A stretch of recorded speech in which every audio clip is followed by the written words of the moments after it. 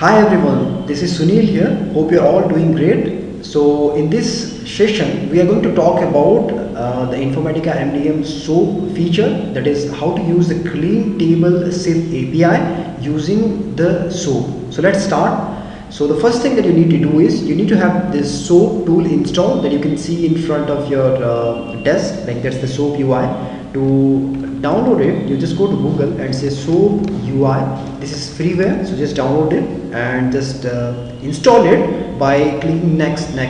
It's all simple, right? And once you do that, then you are ready. For example, I have already installed this one, so I'll start from here. So you go to file, right, and say new SOAP project.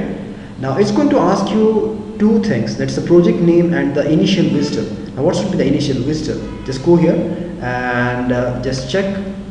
This is where my server is located, right? This is where my server is located. Now typically the SIF will be located here, request visitor. So this is what we are talking about, request visitor. So just copy this particular thing. This is called as a visitor file. To understand what's a visitor file, you just check my other videos where I have talked about the visitor file. You just paste this link here and give any meaningful name, SIF request, something like that, right? And say OK.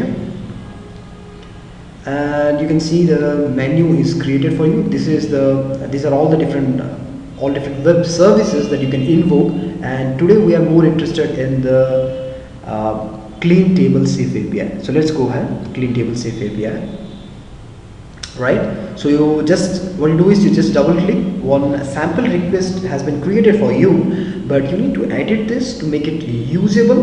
Now what do I do here? I need to go here and need to fill the information. My username is admin, so I'm going to go ahead with admin. Password is admin, and encrypted is false, that's correct.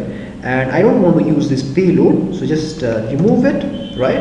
And interaction ID also I don't want to use it, so just remove it. And the things that you don't want to use, you just remove them, otherwise it's going to throw an error, right? It's going to throw an error, right? So now the ORS ID, so from where am I going to get my ORS ID? You're going to get your ORS ID in this tool. So just go to this tool, go to the databases here, connect to the master database. You see I have many databases here.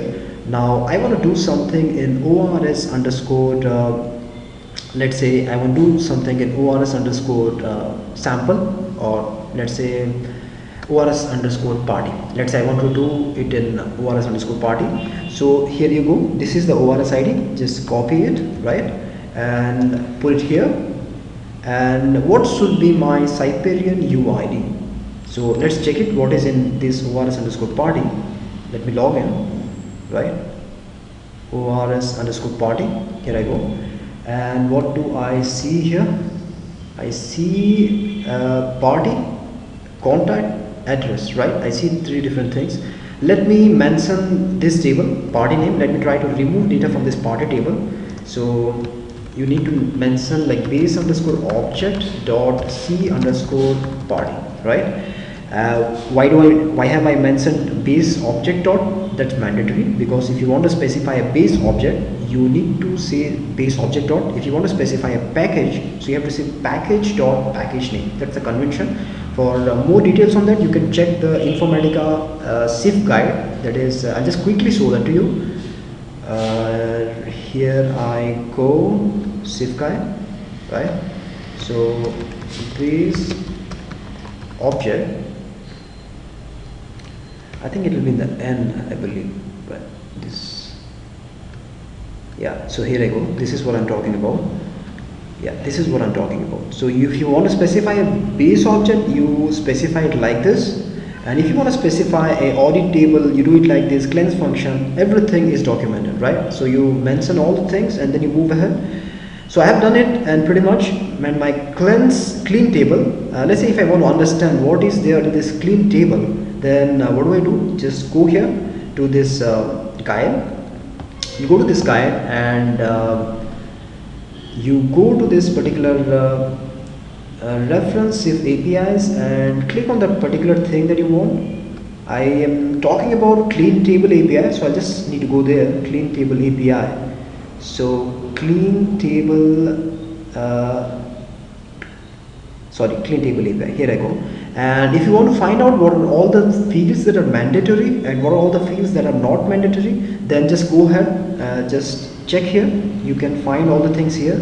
What is for example, clean staging parameter, what it does, true, false, all those things, and use truncate, what is the meaning and all that. You can go through it, but clean staging means it's going to create, it's going to clean the staging tables and the companion tables as well. That is, these are all the tables that it's going to clean. And truncate means, I'm sure you know what's the difference between a truncate and delete. So it's going to truncate it, right? So let me go here and say that false, because I am just demonstrating it. I don't want to remove data from my staging tables, right? And truncate is true, that always increases the performance. So go ahead, and I'm pretty much done. But before I go ahead, let me log in into the database and show you the data. So okay, I'm already logged in, I think. So let me just reconnect. Yeah, so let me reconnect and select star from C_party. There is one thing that is interesting. I cannot delete data from this party table directly. I must delete the data first from the child tables, then the party tables, right? So let me show you that. I'll demonstrate it. So let me execute it. Now I'm going to kick off this SIF request. So right now it's under process. You can see here this is moving, right? It's under process. So here I go. I'm getting a message that contact is not empty and the address is not empty, right? That's what I told you. So first of all, you remove the address and the contacts, data from address and contact first. So clean it.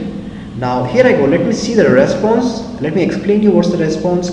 So successfully clean tables C_ADDR, EMI, EMO, and all the brother tables, right? All the brother tables, I mean the supporting tables we're talking about, and a lot of system tables. So that is why it is advised never to delete data directly. I mean, if I go here and say truncate table underscore party, what's going to happen is the database will allow you to execute this statement. But if you do that, then the whole thing will be corrupt. I mean, the cross-reference will not be synchronized with the main thing, and you will be in trouble, right? So you don't want to do that. Now let's go ahead and go with this. So address is done. Now let me do the same thing with the contacts. So contacts, so this is also done now. And arrow twinkling table, okay, this is contacts. I think this is contact, right? So yeah, so this is also done. Now finally delete the party table. So party table is also deleted, and let me check it. So here I go. I don't have anything, right? So this is a SIF API that is basically used to remove the data from I mean, if you want to truncate a table, you are going to use it. Otherwise, it's pretty much not needed, right? I hope you understood. That was a simple and small demonstration for in another video. I have demonstrated how to do that using Java part. So check out the other video. Thanks guys. Thank you very much for your patience.